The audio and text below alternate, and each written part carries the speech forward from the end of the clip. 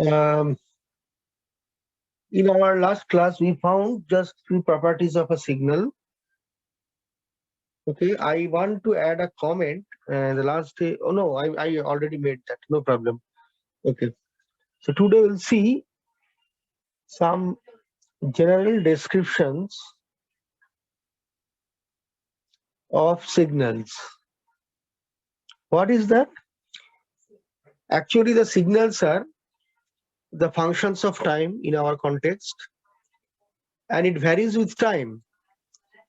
Therefore, sometimes we want to make a synopsis that when the signal varies with time, how to summarize the nature of its entire variation. So that summary is represented, that summary of variation can be represented by few quantities. You already know these quantities, most of the quantities you know. Okay, one such quantity, RMS value of a signal. You already know, I need not say too much of this thing. For a signal xt, its RMS value is defined as x RMS equal to 1 by t integration x square t dt. Okay, the integration is some t0 to t0 plus capital T. T0 is the any initial time. It may be 0, maybe negative, doesn't matter. And square root of the whole thing. Okay, so for a periodic signal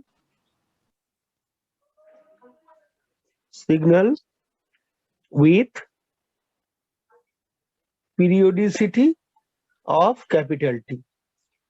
I don't want to say on this thing anymore, you already know. Only I want to make a comment that x, when we have one time varying signal xt, okay, how much heat is produced by the signal xt, okay, that heat will be also produced by another signal xrms.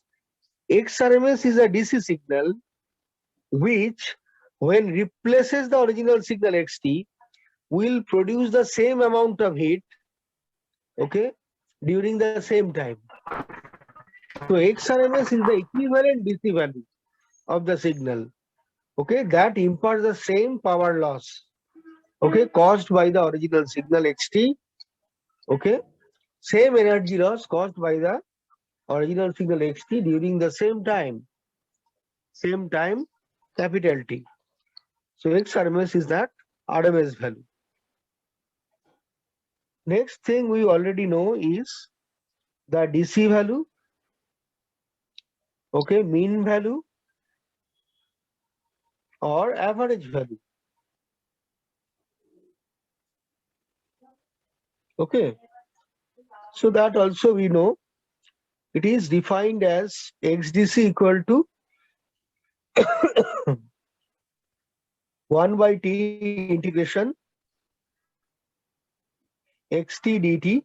Integration is made from some small t0 to t0 plus capital T. Capital T is the time period. Okay, is the time period. What is XDC? XDC is that amount of average value or DC value which, when replaces the original signal xt, will impart the same amount of charge transfer during the same amount of time as caused by the original signal xt. So their charge transfers are equal. So that is our XDC. Our next thing is the duty cycle. Okay. So here duty cycle, here we are calling it as applied to rectangular pulse train.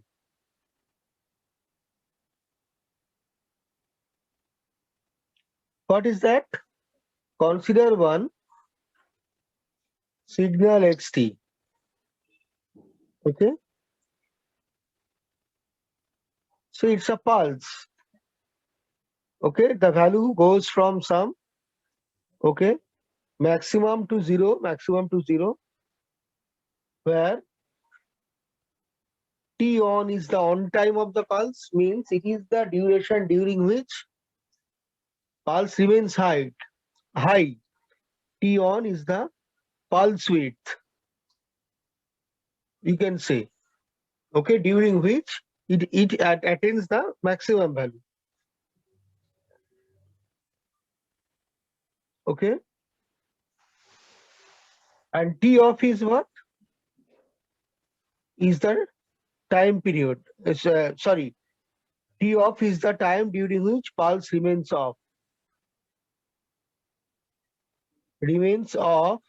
or absent. Off or absent. And capital T is what? Capital T is the time period.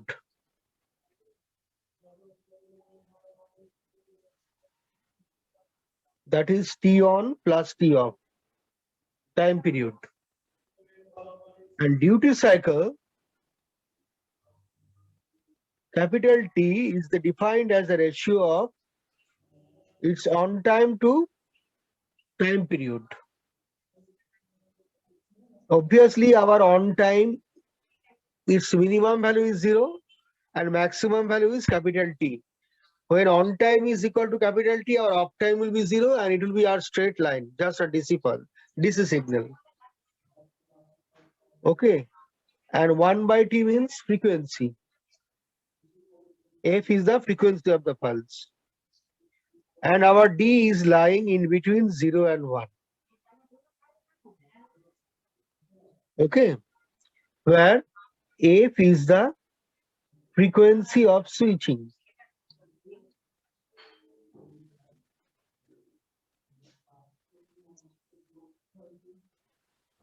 Our xt equal to what? Our xt equal to average value. Say xt equal to its maximum value is what? Now we can write the expression of xt. So it is equal to xm, where t is in between 0 to t on, and is 0 when t is in between t on to time period.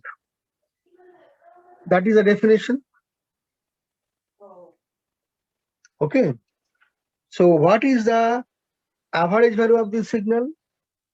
Our xdc equal to 1 by t integration 0 to t xt dt, or 1 by t, we can write it 0 to t on xt dt plus t on to t xt dt. Now here it is 1 by t integration 0 to t, where its value is xm, plus here it is 0 between t on to capital T. That part is absent. So I go to the next page. So it is equal to that equation. I go to the next page. Here.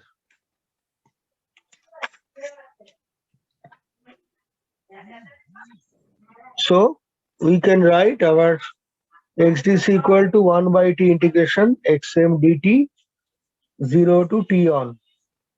Or if we integrate it, it will be xm simply. Xm into, you can take it outside, it will be t on. So our xdc equal to xm into t1 by t means d, duty cycle. So that is the expression of average value of the pulse trend. And what is the RMS value? First I write x RMS square to avoid the square root in the right side first.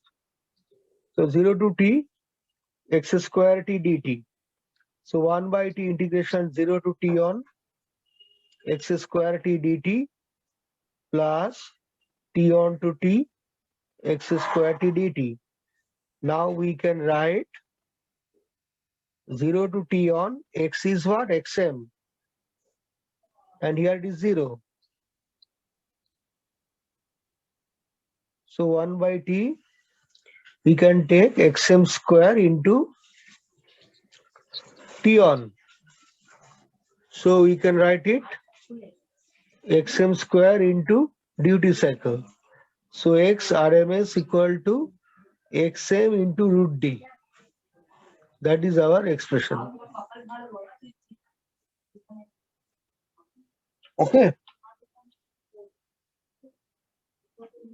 Note that just by varying the pulse width, just by varying the duty cycle, we can change the average value, okay, or the DC value, and also the RMS value. Sometimes this method is applied to control a DC motor. Hmm? Sometimes we can apply to control the DC motor. How? In the DC motor, some switch is applied so that a current is being interrupted regularly. And it's either T1 is varying or F frequency means time period T is varying. In one case, T1 is varying, keeping T fixed means switching frequency fixed. In another case, frequency is varying, but T1 is kept fixed. That is the T off is actually varying. So frequency is varying. So the average value or the RMS value is varying.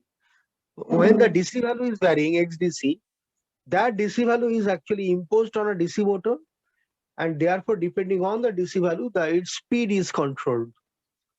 So this type of speed control of a DC motor by varying the pulse width or the pulse frequency is called PWM, pulse width modulation.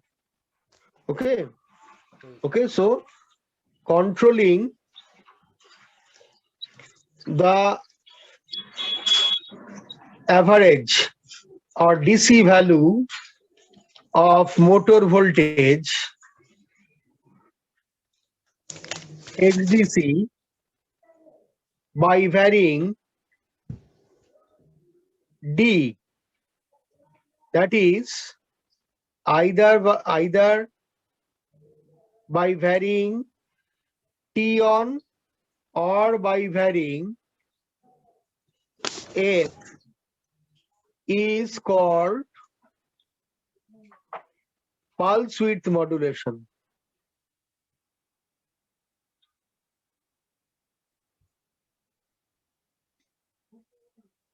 PWM. Okay. PWM control. Okay.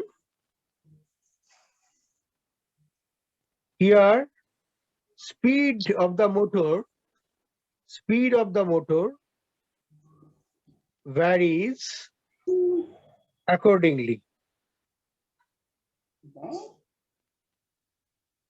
When I will teach you in higher semester one subject called microcontroller, programmable logic and microcontroller. Normally I used to teach nowadays microcontroller. Previously I used to teach both the parts, the programmable logic part as well as the microcontroller, but because of the too many load imposed on me, I nowadays used to teach only the microcontroller part.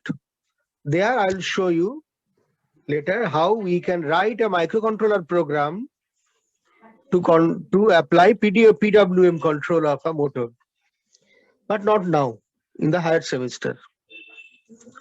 So now that's all about this duty cycle. Now our last thing we want to see is, okay, go to the next page. Any query? No. So page number 3 is it is 4 crest factor.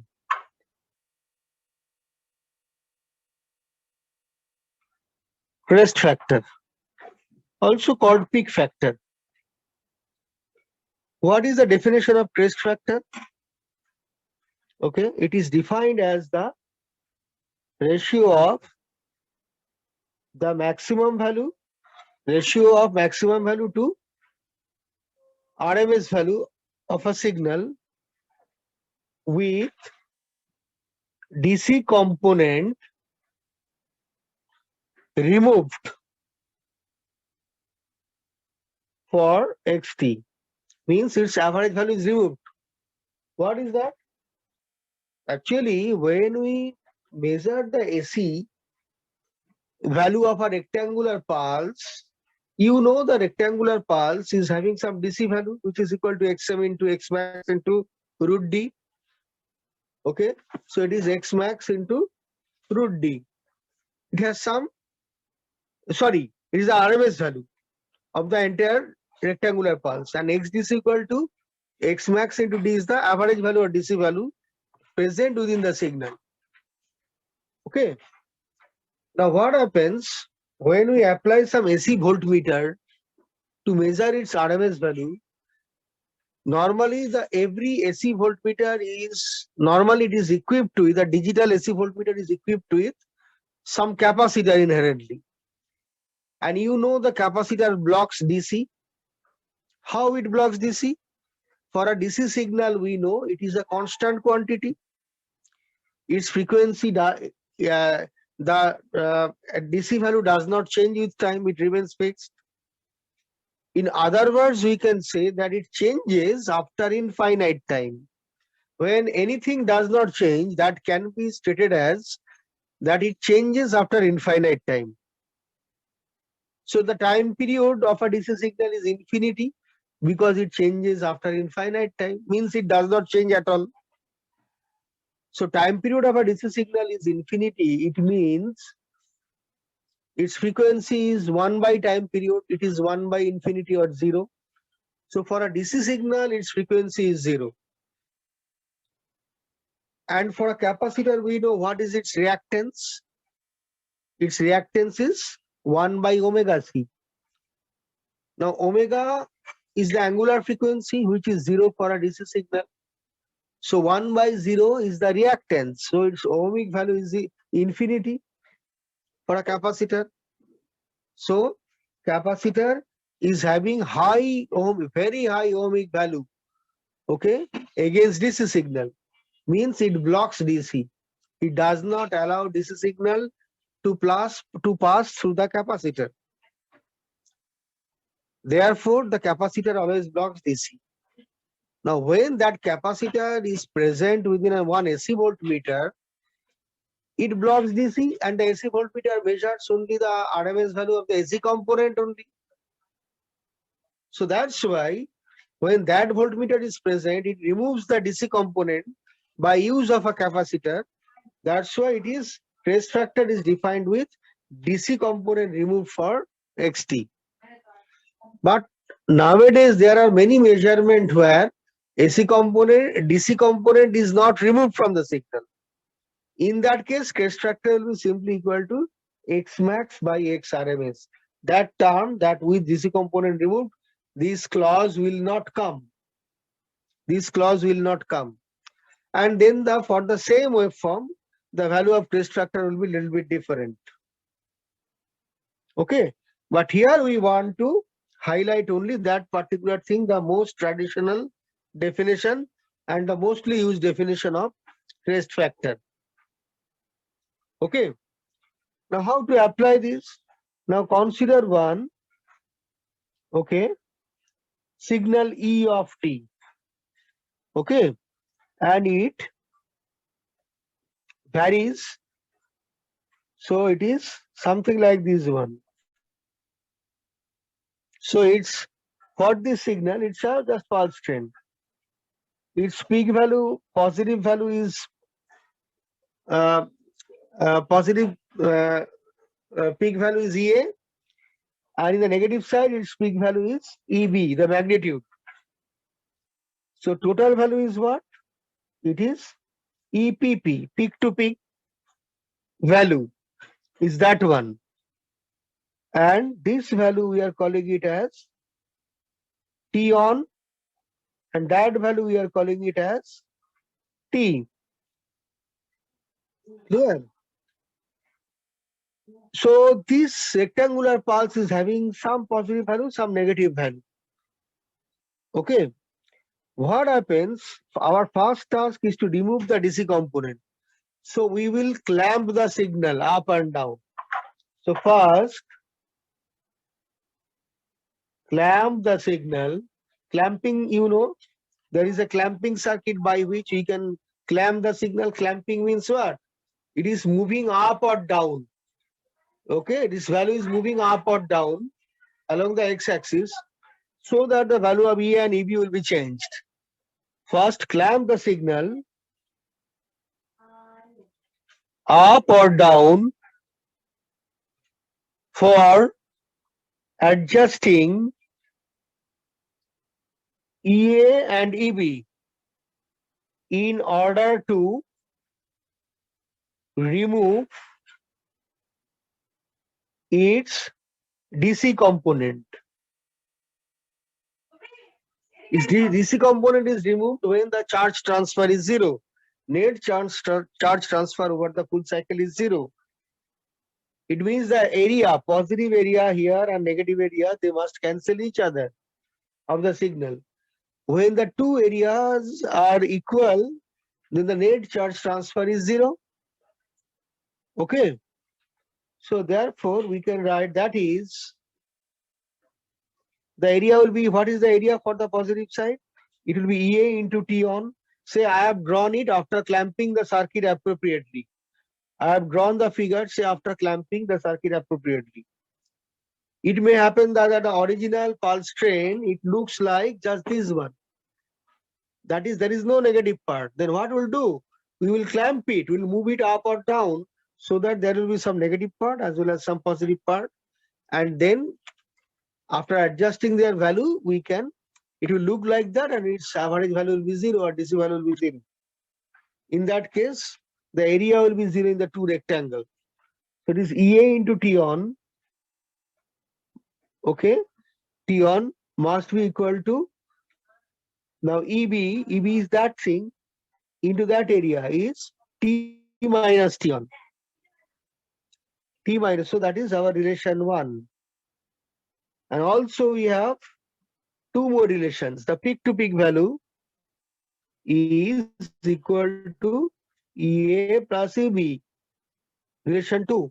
And our duty cycle D is T on by T.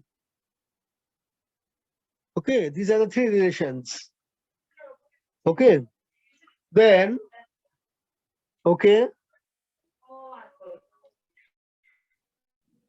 it can be proved that our EA equal to EPP into 1 minus D and EB equal to EPP into D. So do it yourself. I am not writing it. Do it yourself at your home.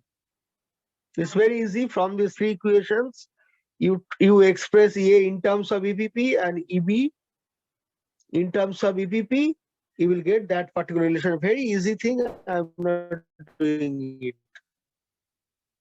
Do it yourself. Hence, what is the crest factor? Crest factor is, now it is, we know it is maximum value, it is the ratio of maximum value to RMS value. If our EA is more than EB, then it will be defined as EA by ERMS. When EA is greater than equal to EB. And if EB is greater than EA, then it will be EB by ERMS. So it is EA less than EB. You can write equality sign either here or here, anywhere, not in both the entries. Anywhere you can write. Now, what is EA by EB? Now, EA by EB, if you write this expression, EPP will be cancelled. So it will be 1 minus D by D. Clear? So when our EA is greater than equal to EB, that condition, we can write EA by EB. Okay, it is greater than equal to 1, or it is 1 minus D by D greater than equal to 1. Okay, from that, okay, we can write, just by simplifying, I am writing it to the next page. Okay, our D is, I go to the next page. So when EA is greater than or equal to EB, ultimately we get it in terms of duty cycle, that one. So after simplifying this, we get in the next page, page number 4.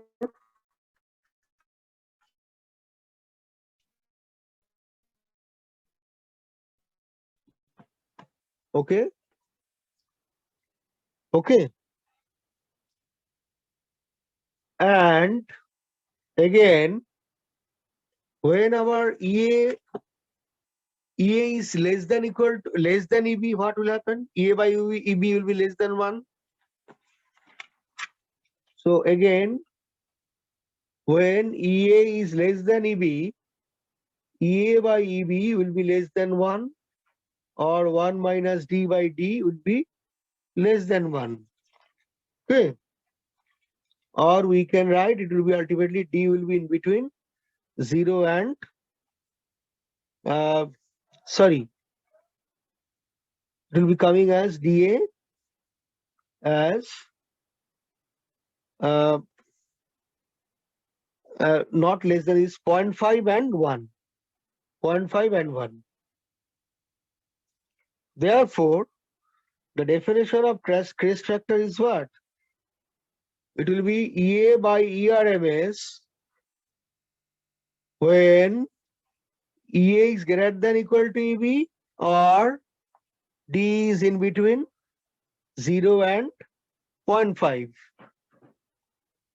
Okay. Just 0 and 0.5.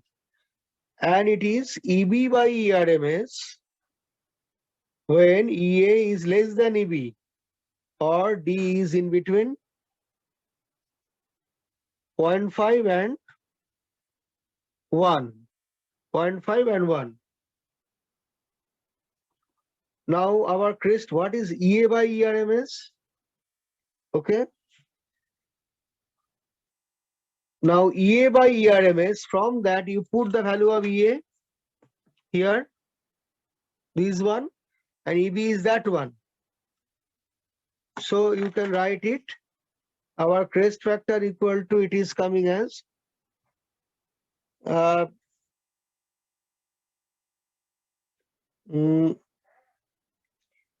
minus T. Okay, one more thing. Say it is EA, that expression EB. From that also it can be proved as ERMS equal to, it can be proved, it is coming as EPP into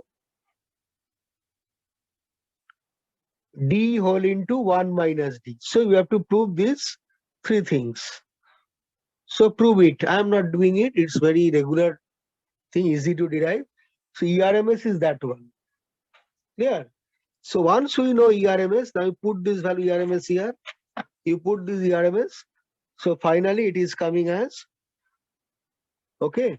So it is coming as crest factor equal to 1 by D minus 1. Okay. When our D is in between 0 and 0.5. 0 and 0.5. And RMS, put this here in the expression of crest factor. Okay.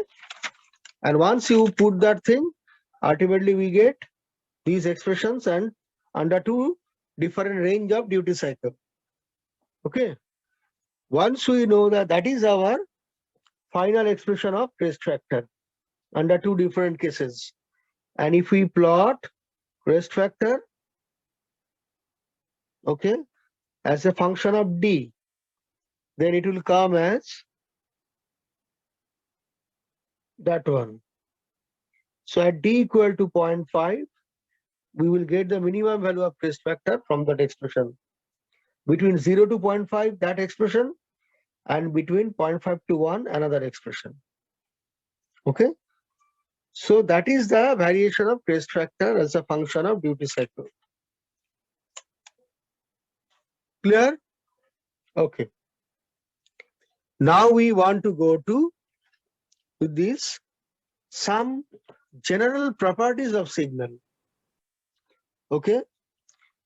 So So it's page number 5. Actually, we want to know some general nature of signals. Once we know, we can tackle them in our subsequent treatment. So some general properties of signal.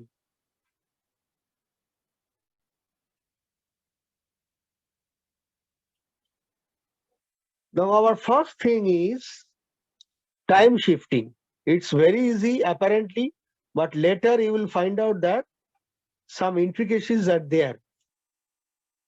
What is that? Consider one signal xt. Okay, say anything, we are just considering xt. Now we want to plot x t minus capital T.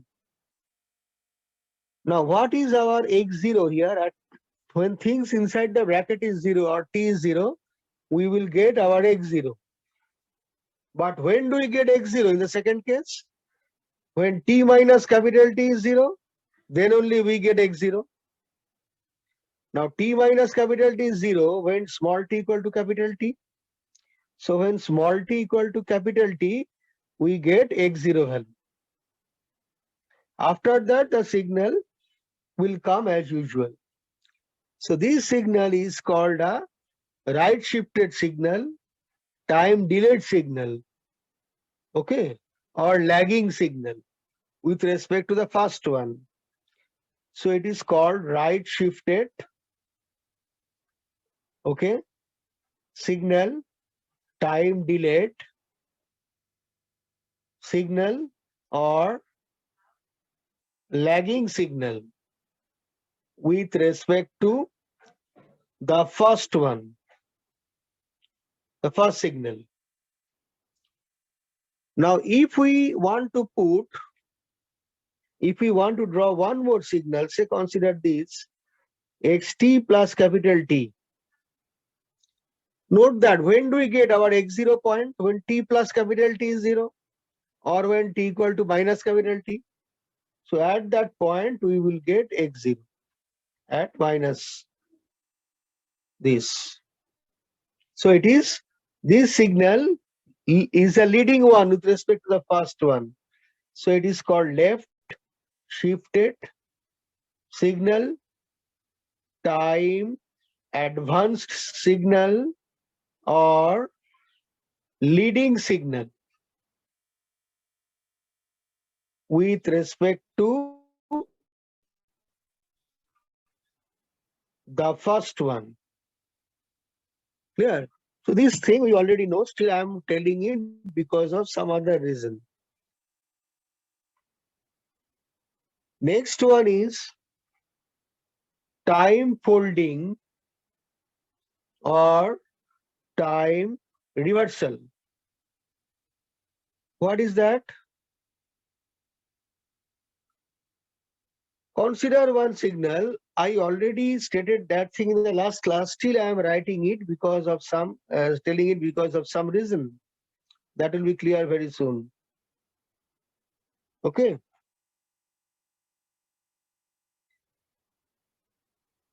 So this is one signal xt. Note that when things inside the bracket is positive, that is x of positive, we get that particular nature. Now, if we write x minus t, what will happen? When things inside the bracket is positive, we'll get that nature.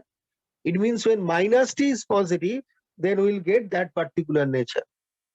Now, minus t is positive when it is possible, when t is negative. So when t is negative, we'll get that particular thing. Okay. So ultimately, this is called time reverse signal. Okay. Or time reverse signal or time folded signal. Note that a time reverse signal is always the mirror image of the original signal with respect to y-axis.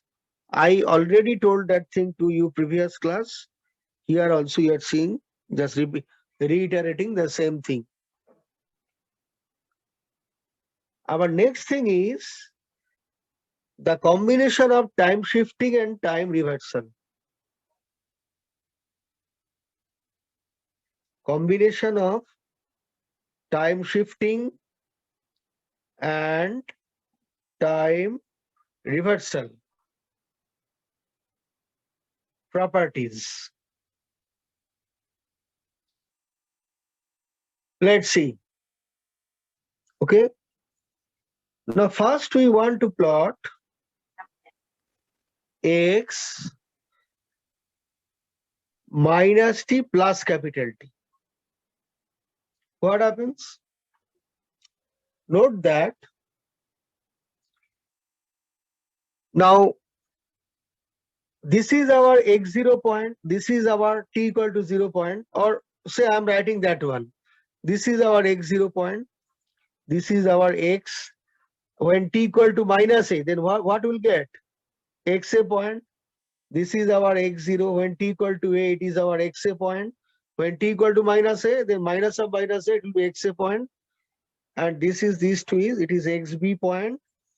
This is xb, t equal to minus b, so minus of minus b. So where to get our x0 point here? When minus t plus capital T is 0. Okay. So when t equal to capital T, it will be 0. So when t equal to capital T, we'll get our x0 point somewhere here. And okay, so when minus t plus capital T equal to 0, t equal to capital T, then we will get our x0 point here. Now when do we get our xa point? When minus t plus capital T equal to a, then it means then our t equal to what? T equal to minus t equal to minus a plus capital T. Minus a small t equal to minus a plus capital T. So it will be our minus a plus capital T point is this one. Okay. So it is minus a plus capital T point. That one. So it is our xa point. Similarly, when do we get our xb point? Just replace a with b. So it will be xb point minus b plus capital T. Clear? But drawing is not perfect, not still it is understood. Similarly, when we want to plot x minus t minus capital T, what we'll get? When do we get x0 point? Minus t minus capital T equal to 0 or t equal to minus capital T. So at minus capital T, we will get our x0 point. When we get minus capital T, minus small t minus capital T equal to equal to a, that is our xa point, then what happens? It will be our t is what? It is minus a minus capital T. So our xa point is, this is our capital A, this is also capital A, so it is our xa point. So minus a minus capital T. Similarly, our xb point is minus b minus capital T. So it means that here this signal with respect to that one, that signal is shifted right. And here with respect to that one, it is shifted left. Now one very confusing thing now comes. In the original thing, when we write minus capital T, it is shifted right with respect to that one. It is shifted right when we write minus capital T. But here, when we write minus capital T, it is shifted left. Just the opposite. Here also it is opposite. So how to summarize the whole thing? The summary is, when the sign of the variable small t and shift amount, the constant term capital T, they are same. When their signs are same, then it will be left shifting. It will be left shifting. Otherwise, right shifting. See here now, the whole thing can be summarized easily. Here both are positive, so their signs are same. It is a left shifting. With respect to the original one, shifted left. Here you see, both are negative, small t and capital T, the variable and the shift amount. Both are negative. Their signs are same. So with respect to the original one, it is shifted left. So when signs are same, they are shifted left. When signs are opposite, they are shifted right. So the shifting, apparently it was very simple, but really not so simple. Clear? Any doubt? No, I think. Then we'll go to our next property. Property number 6. Page number 6 and property number 4. Page number 6 and property number 4. So it's amplitude scaling. Okay. Now we consider one signal xt. This is our x0. That. Now we multiply it with 1k. K into xt. Then the whole signal will be,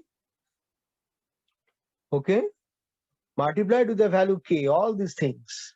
This k into x0. Now if k is greater than 1, it is called amplification. The signal is amplified. Amplification or magnification. The signal is amplified or magnified.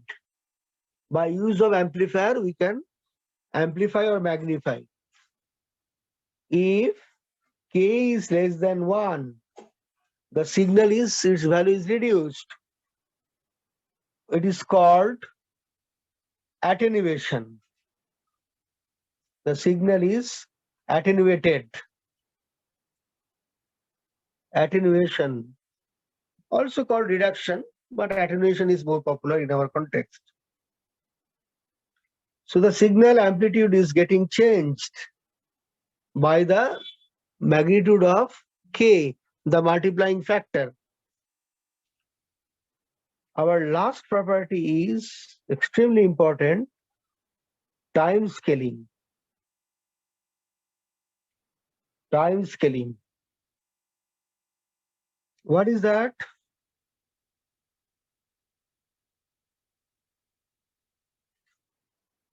Say it is xt, we consider one signal.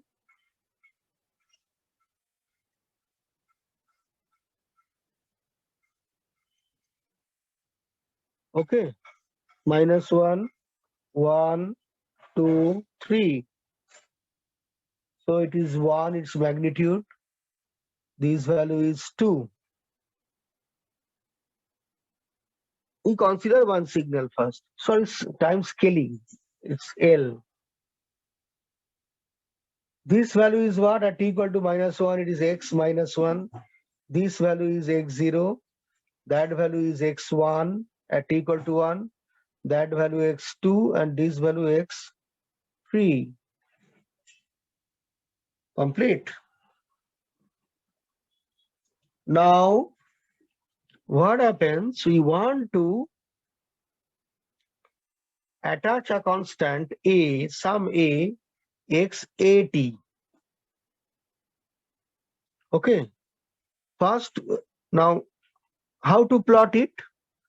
Note that when our xat equal to x0, we can write at equal to 0 or t equal to 0.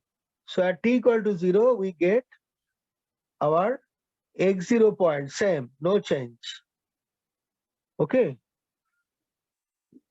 Then we want to plot x, we want to mark xat equal to x1. So our at equal to 1 or t equal to 1 by a. Here we assume that a is greater than 1.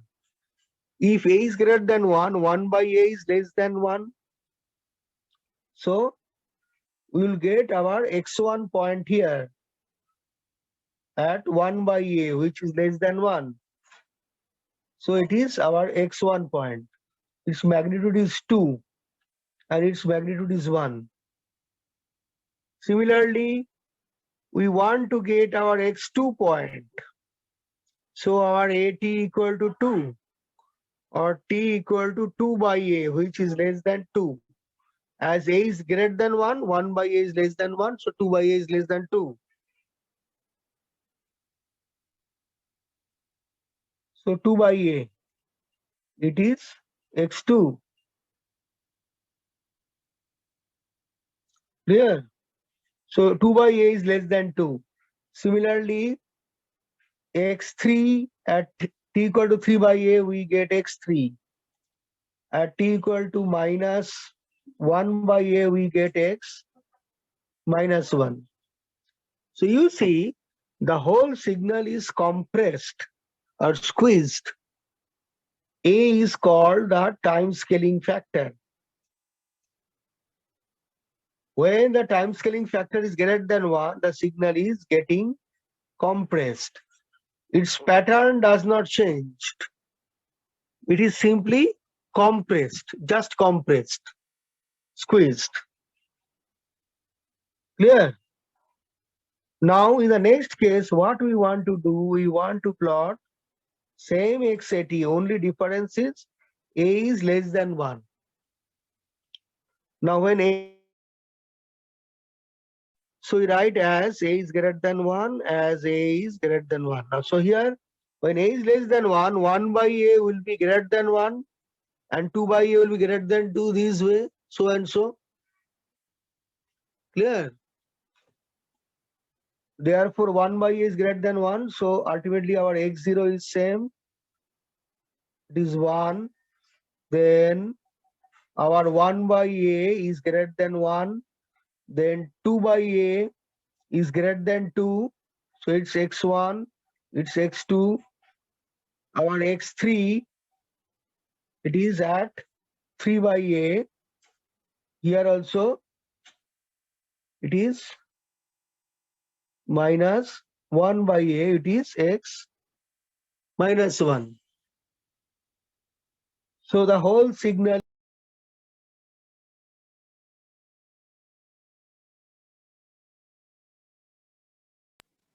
it is elongated.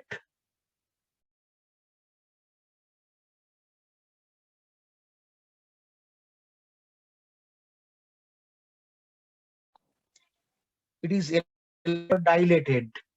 There is an elongation or dilation of the signal. The signal is stretched, or stretched also we can write. But the more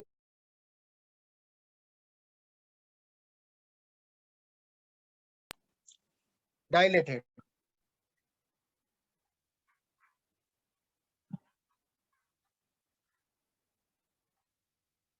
Clear? It is dilated.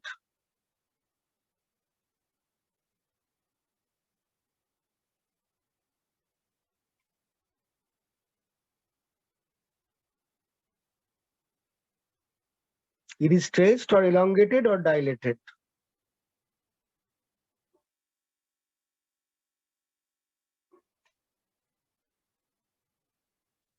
So that is the thing. So here our time scaling factor is less than 1.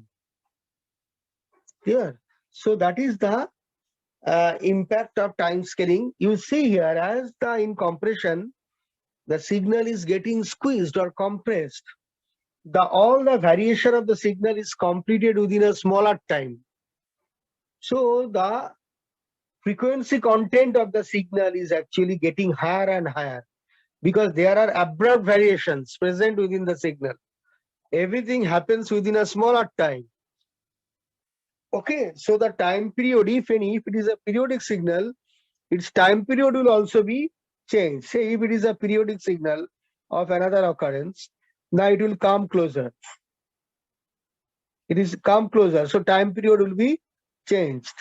Okay, so this is the time period, say. So that is the time period T dash. And here our time period is, say, capital T. Okay, so our T dash is less than T here. Okay, it means our frequency is higher than F. So there are more frequencies present in that signal. The more frequency means if we plot its frequency spectrum. What is a frequency spectrum? Don't worry, I will explain it later in great detail. But at least at this stage, we can say that our frequency spectrum of a signal is nothing but the magnitude of a frequency content versus its frequency.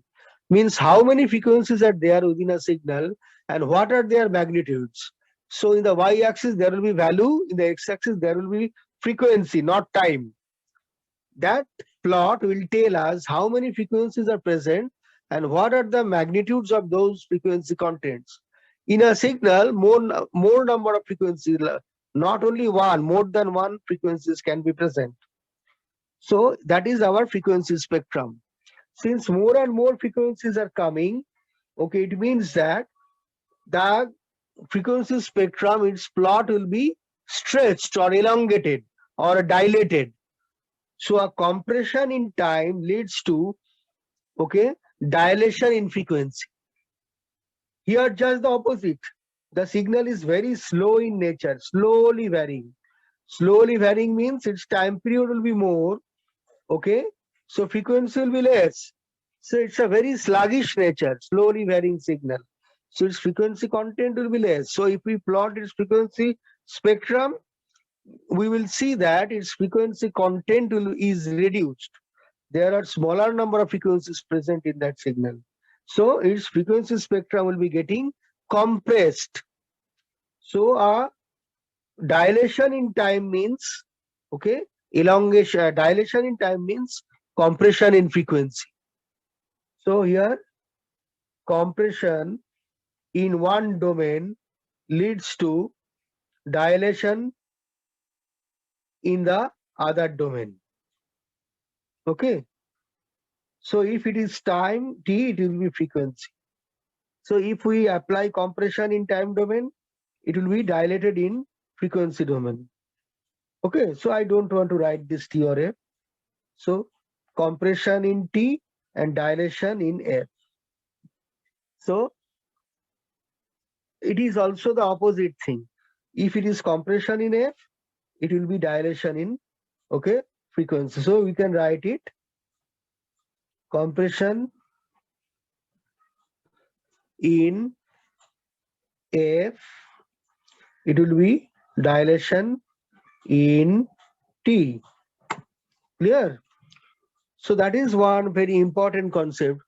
The whole thing that we address conceptually now, that will be explained mathematically, not now, later, when we will complete our study on some more aspects of the signal. But it is not today. It will be some later classes. The whole thing will be justified on a mathematical background later, not now. Clear? So that's all about our general properties of signal. Now there are a group of problems coming that addresses the issues of compression and dilation. Okay, let's solve one problem, okay, to address the issue. So I want to go to the next page, page number 7.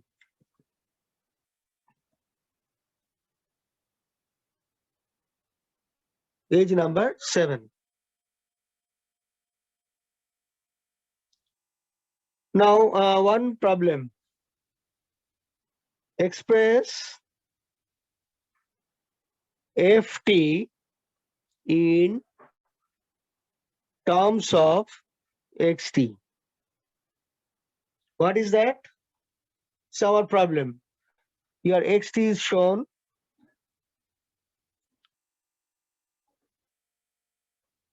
-1, 1, 0, 1. and our ft is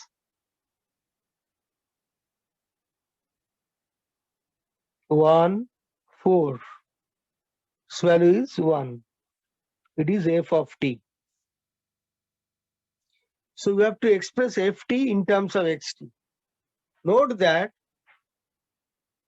okay, the two signal, what is the, note that this signal is shifted right here. There is a time shifting.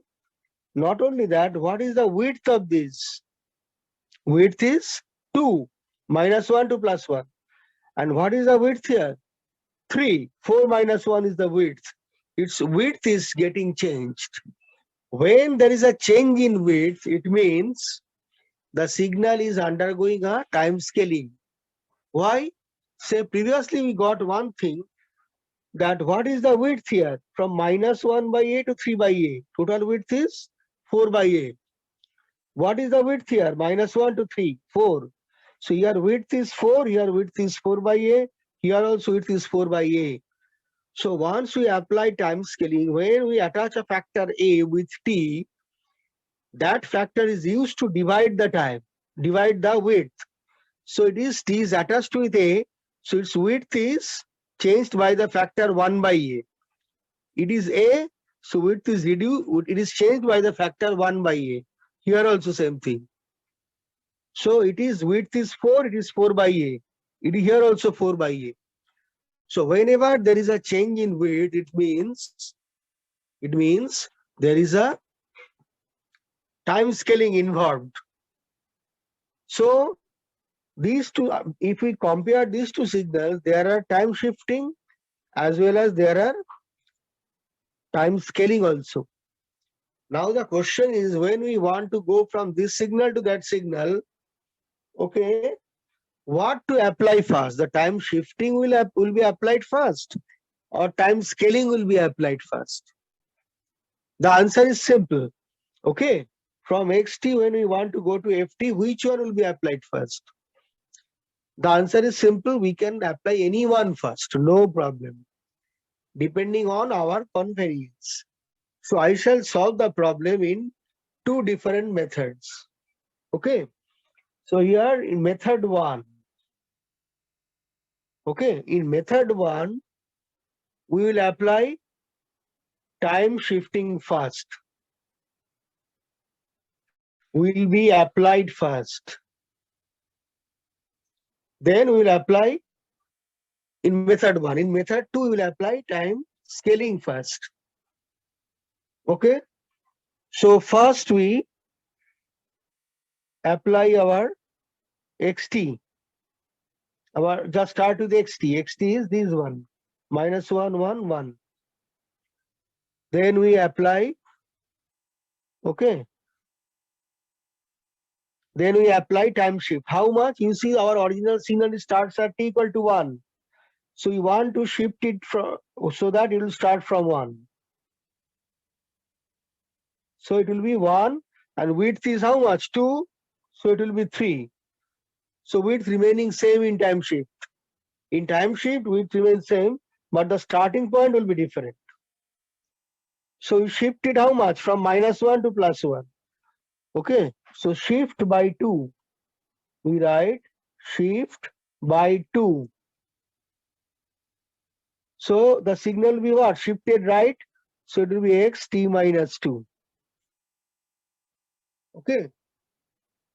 Now note that its width is, in the ft, its width is 3, 4 minus 1. But here width is 3 minus 1, 2. So we want to change it from 2 to 3. How to do? Just in 2 steps we'll do it. First we'll change the width from 2 to 1. 3 minus 1, 2. We'll change it to 1 first. So we want to, how to do it? We will scale it by 2. Scale by 2. If we shift it, then what happens? If we shift it, it will be, t will be attached with 2. So it will be x 2t minus 2. Note that only t will undergo a change, not the shift amount, not the constant term. So it will be what? 1 will be changed to 1 by 2. So whenever there is a xat, there is a 1 by a, 2 by a, 3 by a, all these things by a. Similarly, when t is replaced by 2t, it will be 1 by 2. So this magnitude is 1. So here also 1. So it is 1 by 2, half. And it is 3 by 2. So how much is the width? Width is now 1, 3 by 2 minus half. So 1, 2 by 2 or 1. Next, what we do? We want to increase the width. When we scale it by 2, it is compressed. So when we scale it by 1/3, scale by 1/3, what happens? Then the width will be 3 times. When a is less than 1, it is a time dilation. Okay. So when a is less than 1, okay, it is a dilation or stretching. So it is 1/3. So it will be stretched. So it will be multiplied by 1 by, so that this by, okay, this by 1/3. So half by 1/3. We are attaching 1/3. So it will be ax. So t will be replaced by t by 3. So 2t by 3 minus 2. T is replaced by t by 3. So it will be what? Half by 1/3. So 3 by 2. So 3 by 2. Its magnitude is same, 1. This is 3 by 2. Half by 3, so 3 by 2. Okay. Just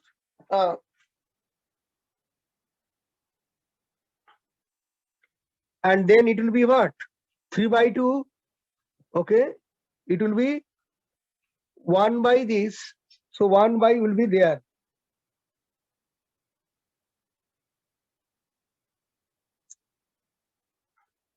Okay.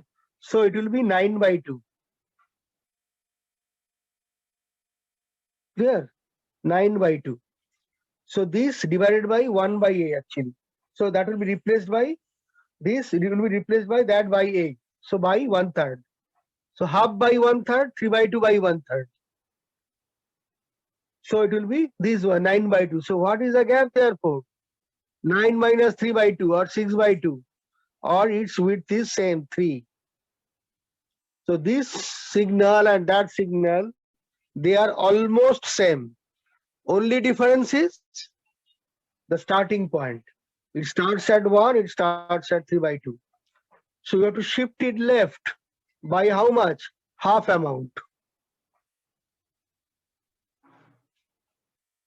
So you shift by minus half, means shift left. Say will be t will be replaced by here. Shift right means t is replaced by t minus shift amount. And when shift left, t will be replaced by t minus of minus half. So x 2/3, t will be replaced by t minus of minus half. T minus of, only the t will undergo a change, not any other term. So it will be 3 by 2 minus half. 3 by 2 minus half. Or it is simply 1. And it is 9 by 2 minus half. Or it is 4. So it's 1 to 4.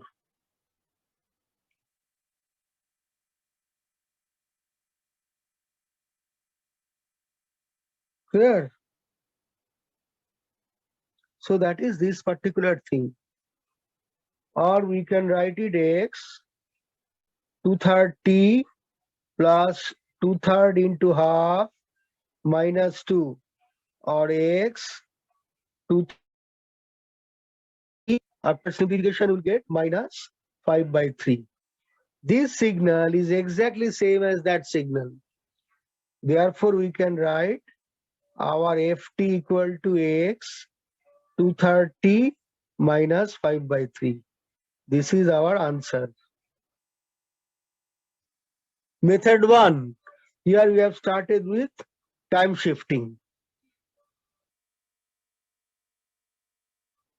Clear? Next, in method 2, we will start with the time scaling first. We'll start with time scaling. Any doubt? No. So we go to the next page and follow method 2.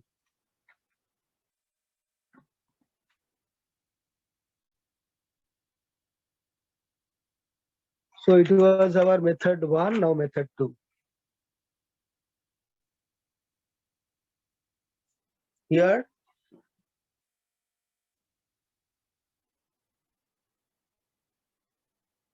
time scaling will be applied first, right? So we start with our xt.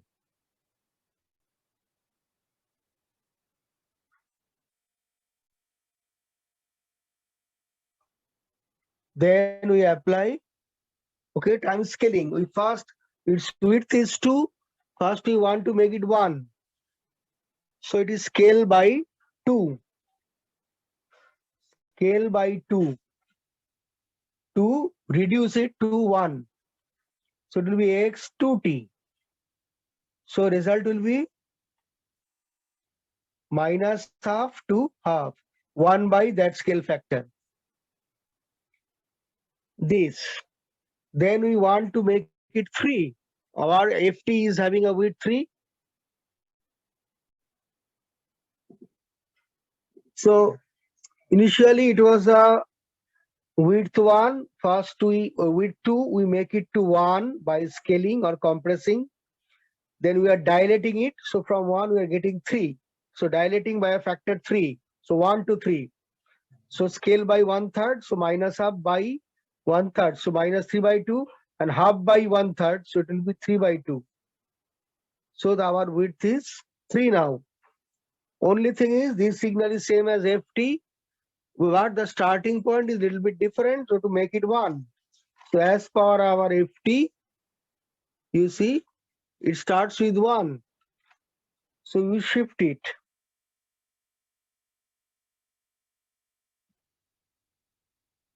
So it will be what? It will be how much you want to shift from minus 3 by 2 to plus 1. Okay. So it is 3 by 2 plus 1 is the amount of shift. So 3 by 2 plus 1 is the amount of shift. So shift by 3 by 2 plus 1. Okay. Or 5 by 2. So minus 3 by 2 plus 5 by 2 is 1. And it is, so it is, so minus 3 by 2 plus 5 by 2 equal to 1. And 3 by 2 plus 5 by 2 equal to what? 4. And its magnitude is 1. And what it will be there? Here x is, here t is replaced by t plus 5 by 2. Sorry, t minus 5 by 2. So it is shifted right. So minus sign, t minus 5 by 2. Or if we simplify, you will get x 2/3 t minus, okay, 2 cancels minus 5 by 3. So our ft equal to x 2/3 t minus 5 by 3. Clear? Answer. So you see our previous answer was also same thing. So whether we apply time scaling fast or time shifting fast, it really does not matter. Clear? So that's all about our discussion related to these properties of a signal. Now we want to go to the discussion of some a different thing. It is singularity functions.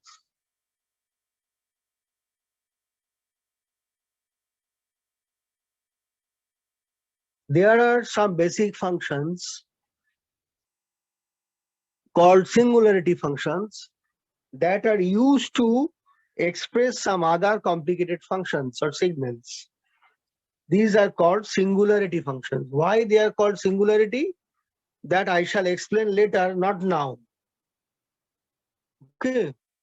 Let's start with a very common singularity function you all know in context with your circuit theory class.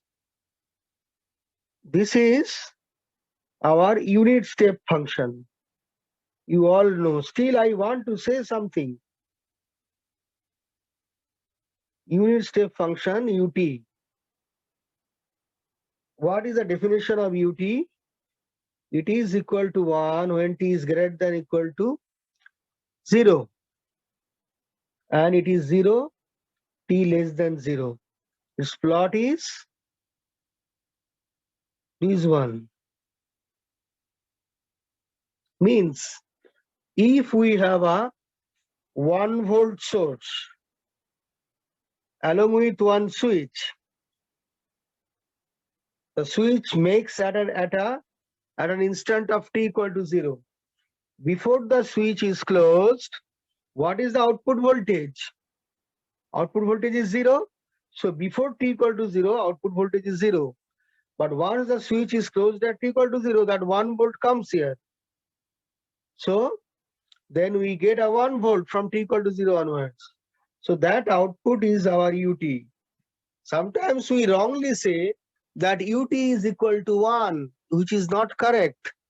UT is a 1, okay, 1 along with a switch placed in series with it. Okay, so UT is a 1, okay, along with a switch, accompanied by a switch. That is our UT. So UT is a switching function. Note that what is our left neighborhood value of U? U0 minus. Its left neighborhood value is just before t equal to 0. Its value is 0. And what is its right neighborhood value? U0 plus. It's just right to 0, its value is 1. So there is a discontinuity present. So the left neighborhood value is not equal to right neighborhood value. And what is the height of discontinuity?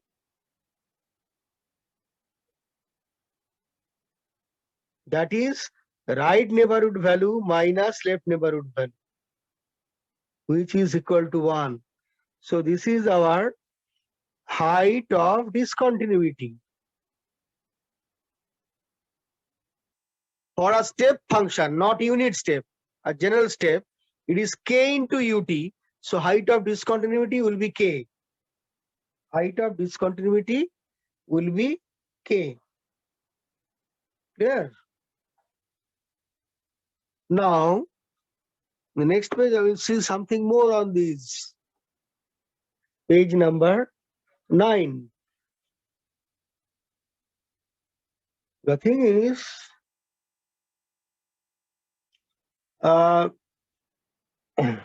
আচ্ছা একটা কথা বলিনি, মানডেতে তোমাদের বিকেলবেলা কি অবস্থা আছো? ফাঁকা আছো? মানে 5টা থেকে কি একটা ক্লাস হতে পারে নাকি তোমরা অন্য ক্লাস আছে? কি শুনতে পাচ্ছ তোমার কথা? 2:30 থেকে 4টে অবধি একটা আছে, আর 7টা থেকে 8টা অবধি। তাহলে আমি 5টা থেকে তো একটা চাইলে নিতে পারি, 6টা অবধি একটা 1 ঘন্টা হলেও তো খানিকটা হলো। তাহলে নেব কি? হ্যাঁ স্যার নিতে পারে। ঠিক আছে, হ্যাঁ শোনো স্যার, আমি একটা নিতে কাজ হবে। করি, 5টা থেকে 6টা হবে। 5টা থেকে 6টা, আমি বেশিক্ষণ নেবো না, 1 ঘন্টা হলেও তো খানিকটা এগোলো। কারণ হ্যাঁ আমাদের কিন্তু অনেক কিছু পড়তে হবে আর কি এই সাবজেক্টে। ঠিক আছে, আমি একটা কাজ করব, আমি এখন আগে লিংক পাঠাবো না, আমার একটু অন্য কিছু কাজও আছে। আমি যদি পাঠাই, যদি ক্লাসটা নেই, আমি তোমাকে তার আগে ধরো 2:30-3টের মধ্যে লিংক পাঠিয়ে দেবো মানডেতে। অসুবিধা নেই তো? তাহলে যদি হয় class. Now consider that we have a signal like that. Okay, this one. So what is its, now say ut minus a, we want to plot. Obviously, our ut minus a, it will be equal to 1 when t minus a is greater than equal to 0 or t is greater than equal to a. Okay, just like when things inside the bracket is positive, u will be 1. When things inside the bracket is positive, u is 1, else 0. Here things inside the bracket is positive means t minus a is positive or t is greater than equal to a. It is 0 else elsewhere. So it will be, so our time shift is there. Clear? Now if we want to plot something like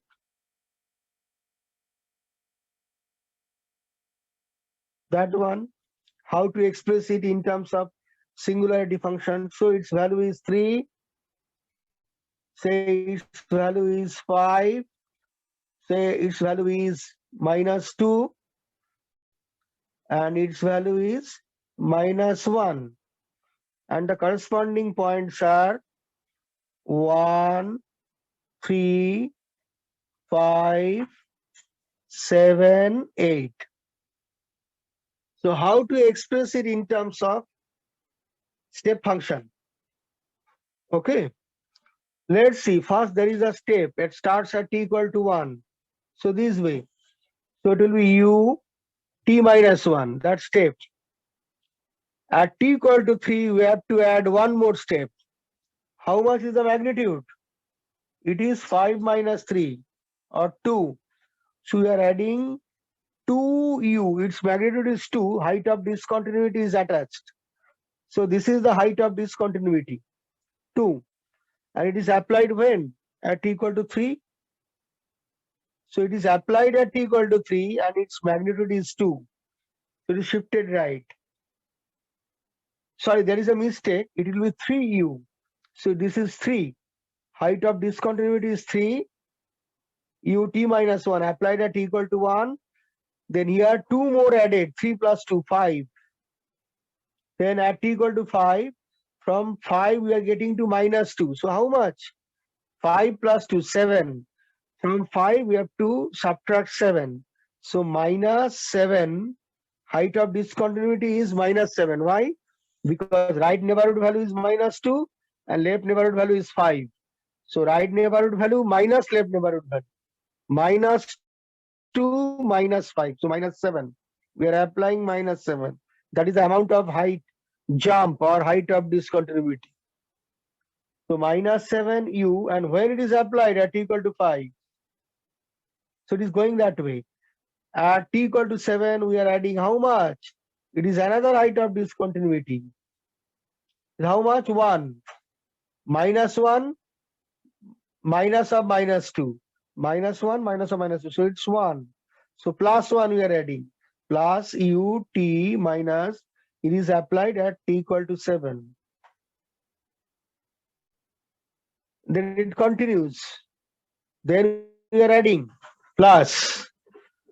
We are adding how much? 1 more at t equal to 8. So 1 into u t minus 8. That is done. So that is our signal. Say I am writing it ft. So our ft equal to this one. So you are expressing one signal in terms of step signals. Okay? Step signals. So it means that when a step is added with another step, the result is a step. So as these are the steps, so result is also different steps. So when a step is added with another step, the result will be a step. That is one important conclusion. Clear? This is that particular thing. Now, when we so okay, this one, that particular thing. Next, our next singularity function, there are something more to say, but I'll say it later, not now. Next is unit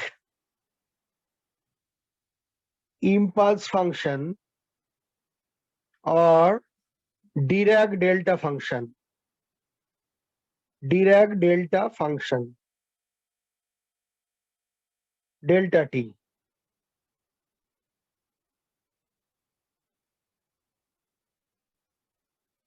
Now first, I defined the delta t, not I defined, just I am giving you only.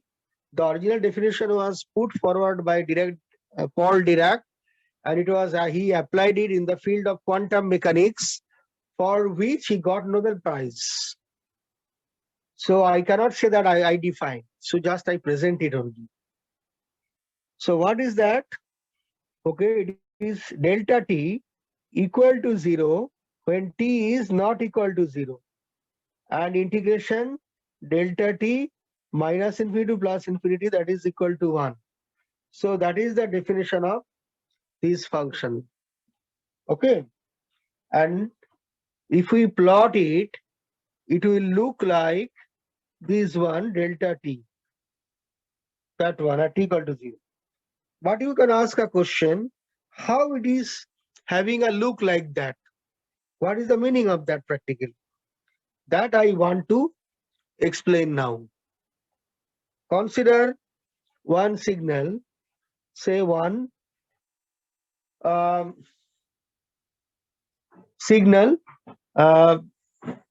f of t, that is something like this one. Its width is epsilon, width of the signal is epsilon, and height is 1 by epsilon. So if we integrate this signal, integration ft dt minus infinity to plus infinity, it is the area which is 1 by epsilon into epsilon, which is equal to 1. So area is independent of epsilon. Now if we reduce it, say we reduce the epsilon, then what happens? When epsilon is reduced, 1 by epsilon will be increased.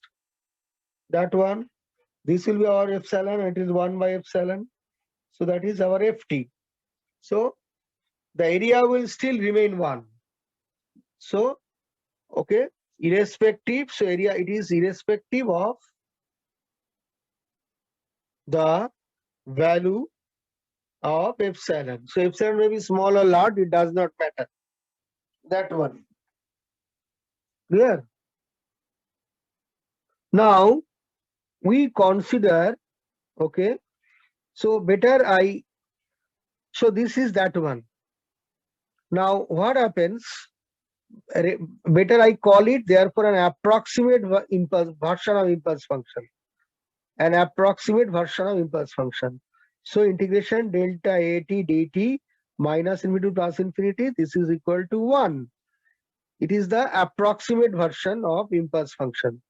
And it is 0 elsewhere, beyond the range of epsilon. Approximate version of impulse function. Now, okay, when our epsilon tends to 0, what it will be there? Delta at limit epsilon tends to 0. So it will look that when epsilon tends to 0, it will be a function of 0 width, but height will be 1 by 0 towards infinity. So that is delta t. So when we take limit epsilon tends to 0, we'll get delta t. That is the exact version of impulse function, delta t. Clear? Now, so that is this, our delta t. So it is 0 elsewhere except that an area under this function is 1. Now we can write delta at in terms of step function. How? It will be 1 by epsilon, one step will be applied, ut. Now that step is cancelled. What is the height of discontinuity? Minus 1 by epsilon. So it is cancelled by a negative step. A step can be cancelled by a negative step of equal magnitude but opposite in sign.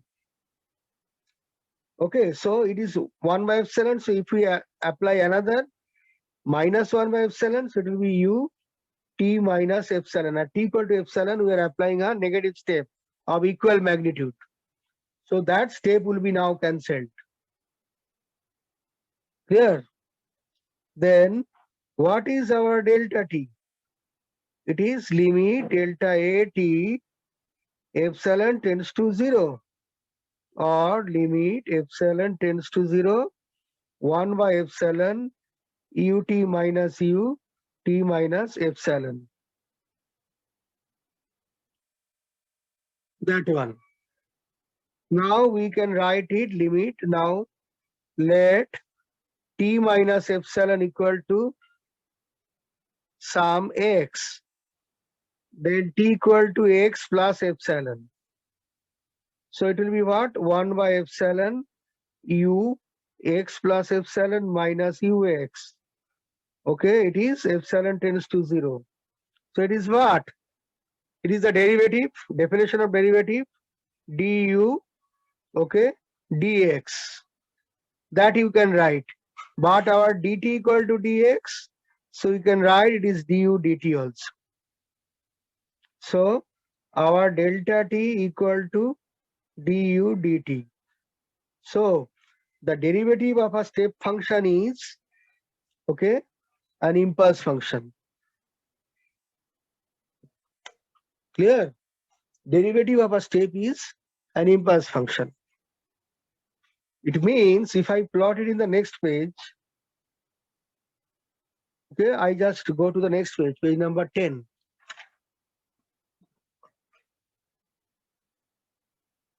Say our ut. It's 1 and height is 1. Height of discontinuity. Height of, it's t, discontinuity. Now we take derivative, dut dt. Now dut dt is what? You know, derivative is the slope of a function. Derivative is the slope of the function. Okay, at every point. So what is the slope here? Horizontal line, slope 0. What is the slope here? Horizontal line, slope 0. But here slope is what? It is suddenly rising. Slope is infinity, tan 90. So infinity. Okay, so it is just going, slope is infinity or it is going towards infinity. So which is equal to delta t. Alternatively, we can write it this way. Say it is this, that, this. Okay. So say this is our epsilon. Okay, it is UAT. UAT is what? Approximate version of step function. So what is our UAT? That is this one, some approximate version of step function. Now if we, so its width is epsilon. Now if we take derivative, DUAT, what happens? Slope 0, slope 0. Slope again from epsilon onward, slope is 0, horizontal line. But here for a straight line, slope is constant. How much it is? Slope is 1 by epsilon. So its slope is 1 by epsilon. So that is our approximate version of an impulse function. Clear? Now when epsilon tends to 0, then what happens? We get ut when epsilon tends to 0. From approximate version of unit step function, we get the exact version of step function, unit step function. Therefore, our delta t, okay, equal to dut dt or limit epsilon tends to 0 duat dt. So that we can get it that way.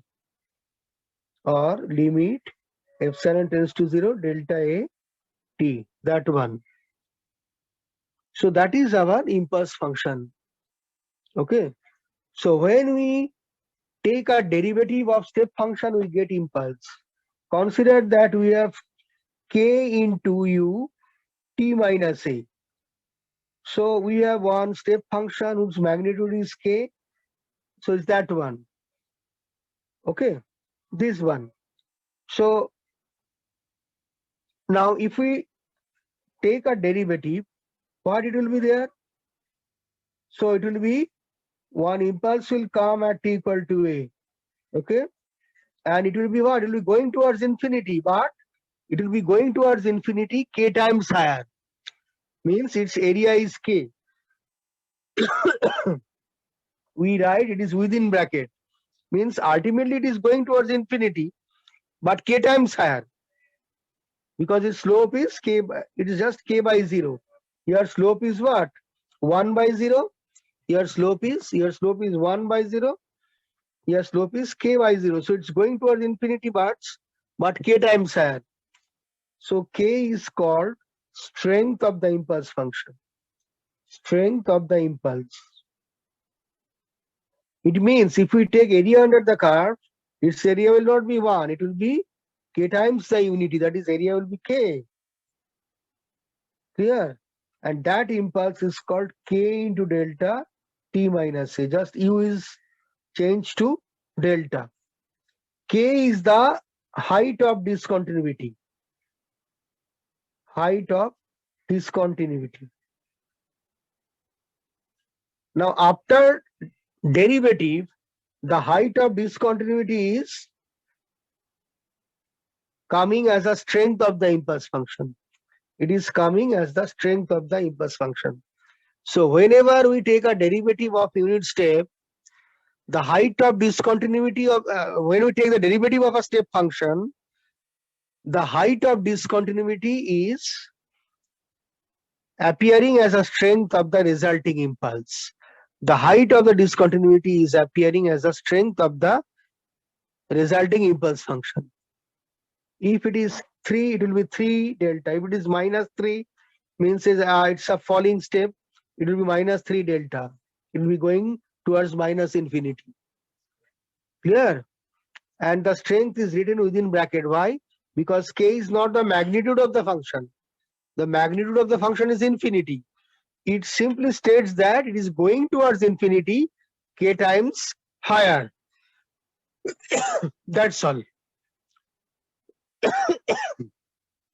Clear? Any doubt? I want to conclude today with that particular illustration. But if you have any doubt, you can ask me question. No doubt. Okay. Thank you. We'll conclude. I'll send you the material right now. And Monday we may have one class from 5 p.m. Thank you. I leave.